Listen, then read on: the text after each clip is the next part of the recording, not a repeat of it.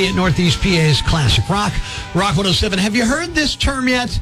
The New York Times did a big write-up on something called caffeine delay. Good morning, it's Prospector Show on Rock 107. Kate, have you heard that term, caffeine delay? I have not. Caffeine delay is the idea that it's better to wait an hour or two before your first cup of coffee in the morning. Okay. Delay the caffeine. Now, this, I guess it started online where influencers, and I don't like that term, influencers claim you get a bigger energy boost if you wait, and maybe that's true. I don't know. For what it's worth, according to experts, waiting is a good idea if you're only going to limit yourself to one cup of coffee a day. Oh, how many do you have a day? Probably one. Oh, gee whiz. Maybe two on occasion. I might have one in the afternoon if I'm feeling like, I can have a cup of coffee, but basically one, and maybe not even that. There are days where I don't have any coffee at all. I know. But I'll have a lot of soda with a ton of caffeine. So there you go.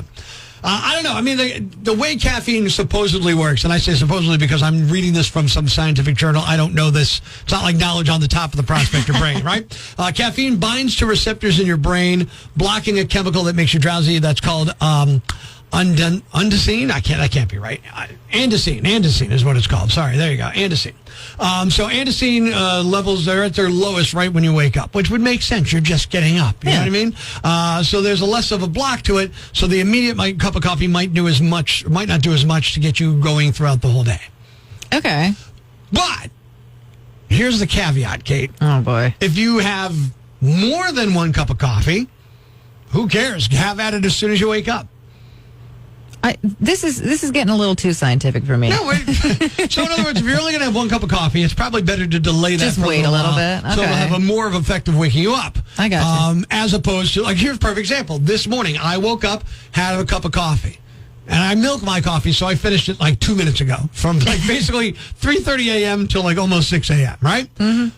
And I'm already starting to feel like, oh, man, I'm starting to feel a little tired here this morning. Mm-hmm. So I should have used caffeine delay and waited till, 5:30 and had that coffee. So I wait around a half an hour, 20 minutes-ish before I have coffee. Maybe, but you're having more than one coffee in the day. I have 3 or 4 cups of coffee a day. And here's the other thing. Delaying could be dangerous for some people. Because if you're drowsy, there's a lot of inexacting going on here. If you're drowsy and you start getting in the car and you drive to work, all of a sudden, smack, crack, bang.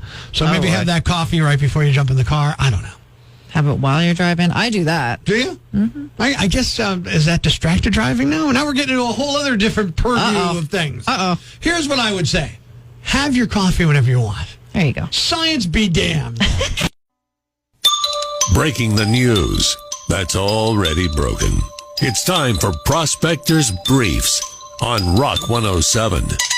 A man who busted into Buckingham Palace claims he was just looking for a place to pee, or as it's also known, a royal flush. That's a good one. I like that one. A new study found that having kids may shorten a man's life. In related news, Nick Cannon has just started hospice care. Yikes. And Britney Spears says someone stole all of her jewelry.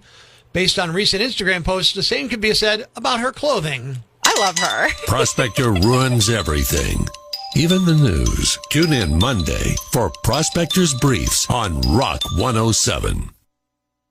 It's time to have a little fun on the phones. Good morning. I'm Rock 107's Prospector, and I got an email from a guy, Mr. Millay, who works at a middle school in Northeast PA, and he said, hey, I want you to prank a coworker of mine, Mrs. Neiman. So I came up with a new curriculum for middle school kids that I think will work. It's another Prospector prank call on Rock 107. Hello? Hi, yeah, I'm calling for Mrs. Neiman. This is she. Hi, Mrs. Neiman. Am I correct? You teach 8th grade at Middle School? Yes, that's right. Great. I was recommended by one of your faculty members to come in. I do personal financing for young kids. I know a lot of schools, they don't teach that in the curriculum because they're busy with STEM programs and things like that. So what I thought I'd do is just make myself available if you're interested and kind of give them the basics of personal financing so that they're not losing money and that they're making money. Oh, that sounds great. Yeah, the kids, a lot of the curriculums don't offer that, so that's what I do. So it's like saving money from allowances and, saving and doing chores? Well, we go a little deeper than that, okay? That's pretty basic stuff. We're talking much more sophisticated, more advanced finances. Okay, so what I come in. Do you mean? What's that? What exactly do you mean by sophisticated? Well, we just go a little deeper on how, because a lot of people will go and lose money, and I'm trying to help kids strategies to get them to keep their money. Do you know what I'm saying? Not really. What strategies? Well, like a perfect strategy is to not go against the house. You know what I mean? a lot of people will double down. A lot of people will go all in. And I'm telling kids, hey, listen, hold back. Know how to play the game. Understand how gaming works. You know what I'm saying? Like a lot of Are you these. talking about gambling? No, not gambling. No, that's not what I'm talking about. I'm talking about effective strategies to save money. You know, I don't think this is the right kind of financial advising that eighth graders Oh, need. it's exactly the kind of financial stuff. I'm teaching. That's horrible. I know it's horrible. So I'm trying to teach them strategies that way they can keep more of their money instead of gambling it away. Well, I don't think the school setting is the perfect place for this. Who did you say referred to you again? One of your faculty members gave me your number and said that you might be interested. Let me ask you something. Do you want your kids to be broke? Is that what you're telling me? No, but I don't want them to learn to gamble at eighth grade. What percentage of these kids do you think are going to end up gambling when they get older? I'm not sure exactly. Shame on you. I mean, you should care about the kids more and their future more. I do care about the kids. That's why I'm in this job, teaching them and preparing them for life. Really? Well, you're not preparing them for waking up in a bathtub full of ice with their kidney missing, are you? I think you should go and maybe, start your own workshop or something, but I don't think... I'm kids starting are my ready own for workshop in your classroom. I don't think the Department of Education or the school board would promote this, so I think I'm going to have to pass on this presentation. You're preparing them for paying off student loans in 1 week or anything like that? No, you're not. I can't. Preparing them to get a good education and get a good job, and yes, they'll be able to pay their student loans once they get in their careers. Oh, okay, they're going to pay off all that interest, right? Look, I'm preparing them for the real world. I teach you how to pick teams and choose the right spread. That is the real world, though. Paying your bills and being responsible for your finances. The real world is the Super Bowl, the NBA playoffs, the Final Four. That's where the real action is. And I'm going to teach them we have two very different definitions of what the real world is. Tell you what, I bet you, do you know the Prosy method? The what? The Prosy method. I don't know what you're talking about. It's a prank call we're making on you right now, Mrs. Neiman. Oh, my God. No, it's not real. It's a prank call. Thank God. Oh, God. Good. Because I was like, is this guy serious? Is he really trying to teach kids how to gamble? No, Mr. Millay gave me your number and he said we can prank call you. You're on Rock 107 right now. Oh, gosh. Mr. Millay? I'm not surprised. He's always trying to make jokes and pull pranks at the office. Well, it worked this time. Do you want to double down?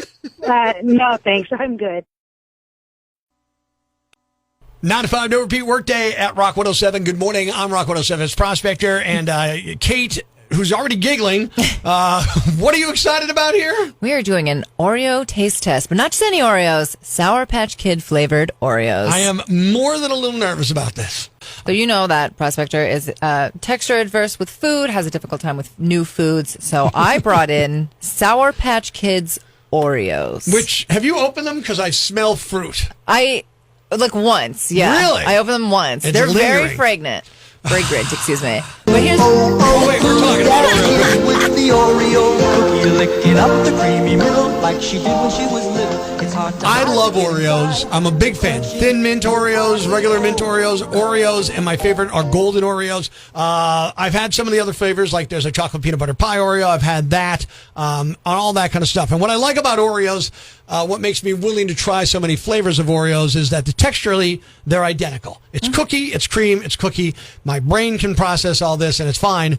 Therein might lie the rub on these Sour Patch Oreo cookies. So they are the golden Oreos with the vanilla cream in the middle. Outstanding.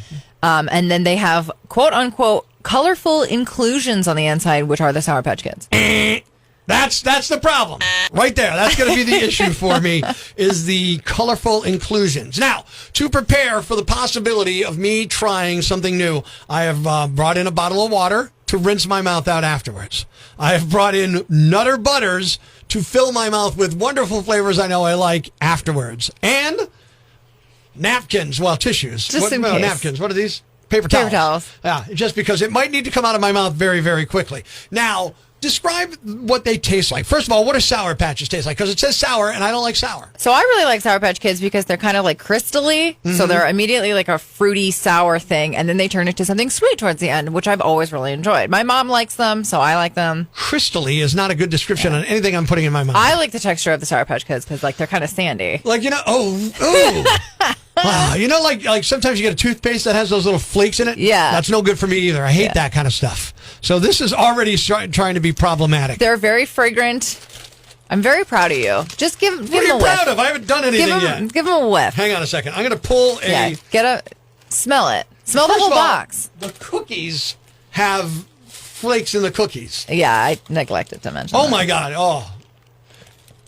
That smells horrible. Well, also, by the way, everyone, there will be a video of this if he does decide to have one. I'm going to take one, too, because I'm not sure this is going to happen. That's okay. I'm going to eat one. I'm hungry. So they're going to be fruity flavored and all that stuff. I'm going to dissect some stuff here. See, I don't like that there's flakes of fruit in the cookie. It's like a giant blue dot in the middle of this cookie. Yeah, and now I'm looking at I broke the cookie. I'm looking at the cream here. Look at all these flakes in the cream. Look at that. Yeah, that's not happening. All right, I've made a decision. I am not trying the Oreos today. I didn't realize that the cookie was also speckled with color. Terrible. It's not happening. I can't do it. I'm very sorry. They're tasty. I don't know, man. Yeah, you know what? You enjoy those. I'm going to have some quality Nutter Butters. These are much, much more suited to my taste. And I'll be honest, I have to go wash my hands because the stuff is on my hands from the Oreo juice. I have failed, but I'm happy that I've failed because I know this. I won't have to taste what I smell already. You're going to kill me? I already have something for next week in my office. Life's pretty tough right now. There's plenty of bad news, but it's not all bad.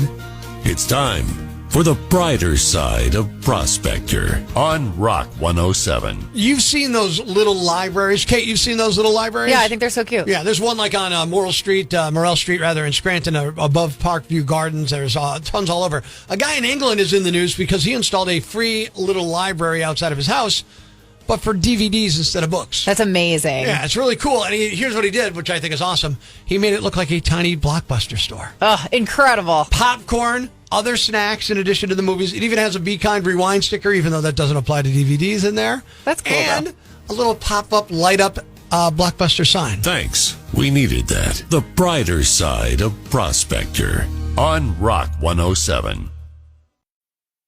Ladies and gentlemen, grab the kids, call your neighbors, and gather round the radio.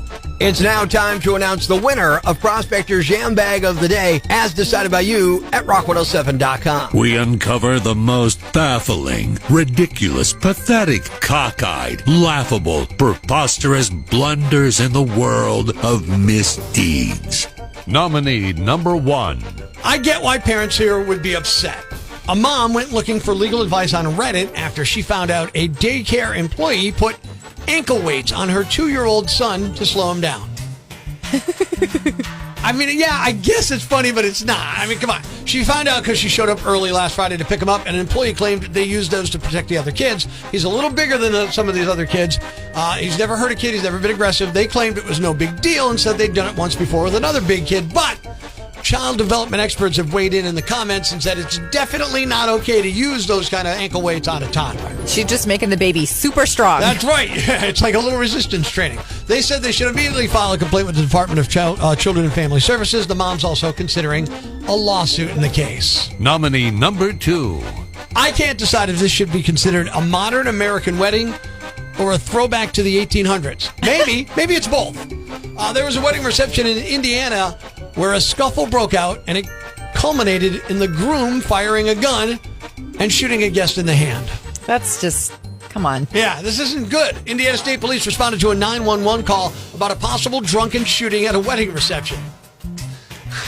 Why'd you bring your gun to your wedding, man? I don't know where it was in Indiana. Who knows? The festivities were winding down. There was an argument between a wedding guest and his wife who was accusing him of flirting with another guest. Uh-oh. Yeah, that's a problem there, too. Somehow the groom got involved, started fighting the flirter, and a gun was pulled, and there was a struggle over it.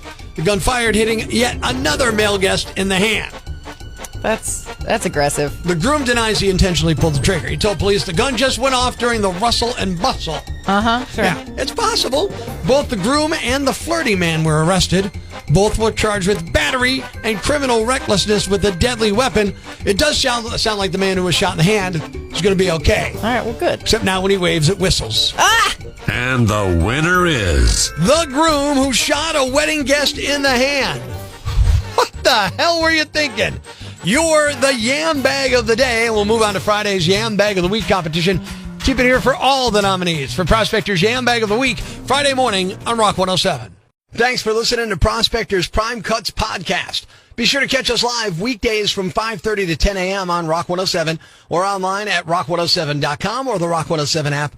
A free download for your Android or iPhone. Subscribe to the podcast on Apple Podcasts, Google Podcasts, Spotify, Stitcher Radio, or wherever you get your podcasts so you never miss Prospectors Prime Cuts.